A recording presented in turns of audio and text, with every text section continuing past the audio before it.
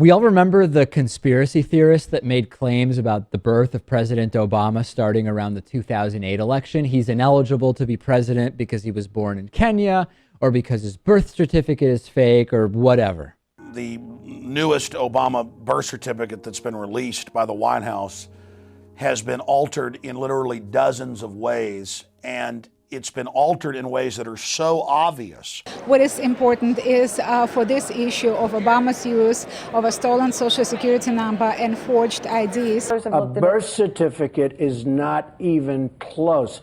A certificate of live birth is not even signed by anybody. I saw his. I read it very carefully. Well, it's an interesting issue that has gone on for so long, and it's one that the president could have solved very early on. All he had to do is just answer some questions and show his document, and then have people do an attestation that this, in fact, is a legal document. You see this fold? This has clearly been photocopied from a book. You see that? It kind of folds back to almost like the binding of a book. Yes. And then for some reason, there's a green border around it that had to be photoshopped in. I'm trying to figure out why they would do this that. whole border is suspect. These people, who are pretty much exclusively conservatives and are often known as birthers, were more vocal about this before President Obama released his long-form birth certificate in 2011, which proved his natural-born citizenship, although many birthers still went on to say that even that long-form birth certificate was fake. But we don't hear from Obama birthers as much anymore. Today, there's a movement attempting to delegitimize a new presidential candidate based on the circumstances of his birth. Of course, I'm talking about the controversy surrounding Ted Cruz and his status as a, quote, natural-born citizen, derived from the fact that he was born in Canada to an American mother and Cuban-Canadian father. You can't have somebody running if the Democrats are going to at some point, and one of them threatened to bring a suit a long time ago. A child of a citizen of the United States born abroad or born wheresoever is a citizen if that he or she so chooses. So there's no doubt but that Ted Cruz is a citizen of the United States. But that would mean the moment he's born, that's natural born. But he has to be a natural born citizen. But that is natural born. All right, let's go back. This Constitution says natural born Americans, so now we're counting Canadians as natural born Americans. How does that work? I'm waiting for the moment that he gets the nomination, and then I will file that beautiful lawsuit saying that he's unqualified for the job. The U.S. Constitution in Article 2, Section 1 says that no person except a natural-born citizen or a citizen of the United States at the time of the adoption of this Constitution shall be eligible to the office of president, which is to say that in order to become president, one must be a natural-born citizen or had to have been a citizen at the time that the Constitution was adopted. The controversy over what it means to be a natural-born citizen is a real one because the Constitution only uses the phrase natural-born once, and it is never defined. Prominent federal judge Henry St. George Tucker once said that the natural-born requirement for the president is a happy means of security against foreign influence. But a lot of detailed notes were taken at the Constitutional Convention about what transpired there, and there is never mention of any discussion among the founders as to what exactly a natural-born citizen is. Through the 20th century, the consensus among experts has been that the status of natural-born citizenship applies to anyone that is born on U.S. soil. This has been established by pre-constitutional precedents from English common law, as well as U.S. court cases, including the Supreme Court case, United States v. Wong Kim Ark. But over the past 20 years or so, legal scholars have begun interpreting natural born to be even more broad and inclusive, holding that anyone who is a citizen by birth is natural born. This refers to anyone who is automatically granted citizenship at the moment they're born, such as children who are born overseas to one or more American citizen parents, like Ted Cruz. This definition has been reaffirmed several times by nonpartisan studies by the Congress Research Service, and it is today the predominant interpretation of natural-born citizen among legal experts.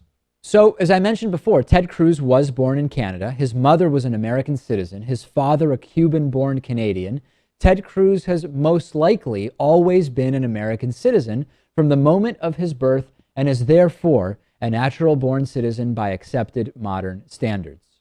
What's interesting to me is that in the case of President Obama, the birthers were asserting that he was born in Kenya And yet, even if that were true, which it's not, Barack Obama would still be eligible to be president. According to the birther theory, President Obama was born overseas to an American citizen mother, in which case he would still meet the requirements for the presidency. But what makes even less sense about the Obama birthers is that we're not hearing a peep from most of them when it comes to Ted Cruz. There's no evidence that President Obama was born outside the United States, but no one is denying that Ted Cruz was born overseas. If the Obama birthers are claiming that an overseas birth prevents you from becoming president, and they're so concerned about the enforcement of that, why are we hearing so little from the Obama birther movement when it comes to the topic of Ted Cruz's eligibility for president? Could it perhaps be that the birther movement against President Obama had motivations other than rigorously enforcing a questionable interpretation of the presidential eligibility requirements?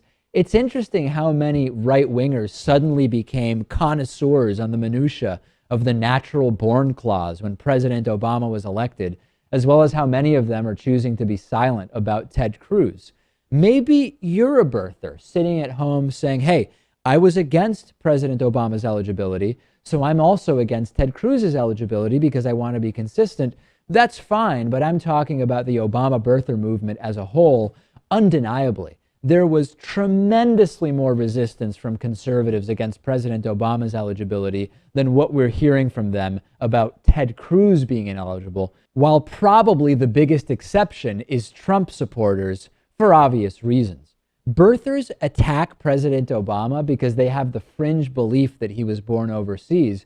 Ted Cruz openly admits that he was born overseas, yet we largely hear nothing about it from the Obama birthers. But beyond that, the silence is even slightly more hypocritical because of some of the speculation that's floating around about Cruz's citizenship itself even being questionable. As of today, no one is sure whether the first husband of Ted Cruz's mother was Canadian. But if he was, according to Canadian law at the time, she would have been given Canadian citizenship well before Ted Cruz's birth. And regardless of that, if Ted Cruz's father became a Canadian citizen in 1968, which he has said in public is the case, then Ted Cruz's mother would have been offered Canadian citizenship when they were married. Now, it's unclear whether she accepted the Canadian citizenship in either instance. Ted Cruz would say that she didn't, but neither the US nor Canada allowed dual citizenship at the time, so she would have had to have been one or the other at the time of Ted Cruz's birth. So it's at least hypothetically possible that both of Ted Cruz's parents were Canadian citizens before Ted Cruz was born. On January 8th, Breitbart released an uncovered document that was originally created by Canada's Elections Office over 40 years ago. The document is an official 1974 list of eligible voters in Calgary, Alberta, in Canada, where Ted Cruz and his parents lived, and 1974 is 4 years after Ted Cruz's birth. Both of Ted Cruz's parents were on the voter list, Rafael Cruz and Eleanor Dara. We know that Rafael Cruz was born in Cuba and became a Canadian citizen, but if Dara wasn't a U.S. citizen at the time of Ted Cruz's birth, then not only would Ted Cruz fail to be natural born, he wouldn't be an American citizen at all. Now, Ted Cruz denies that his mother ever became a Canadian citizen, but Canadian elections are restricted to Canadian citizens only, and becoming a foreign citizen is cause for loss of American citizenship. A spokesperson for Canada's elections has recently said that those types of lists could have been preliminary, not necessarily indicating that each person was a Canadian citizen, but it's unclear if that would apply in 1974 or to that specific document. There have been numerous Freedom of Information requests for Cruz's born abroad documents, all of which have been rejected. But it would be pure conjecture to conclude that Ted Cruz is ineligible based on all of this muddy and incomplete information. So until it can be proven that Ted Cruz's mother was not a U.S. citizen at the time of Ted Cruz's birth, we can effectively completely consider Ted Cruz to be a natural-born citizen of the United States, eligible to assume the office of president. Scholars who say otherwise are in the minority and will not have an impact on this during the election. But even if someone is adamant about foreign-born citizens by birth not being eligible for the presidency, such as the birthers that tried to delegitimize President Obama, they should speak up about Ted Cruz. Well, his mother was born here, so I guess like Obama, though it's interesting to me that the people who had a problem with Obama's birth certificate don't have a problem with Ted Cruz, who literally was born in another country and he renounced his Canadian citizenship. If you were outspoken about President Obama being ineligible as president because he was supposedly born in Kenya,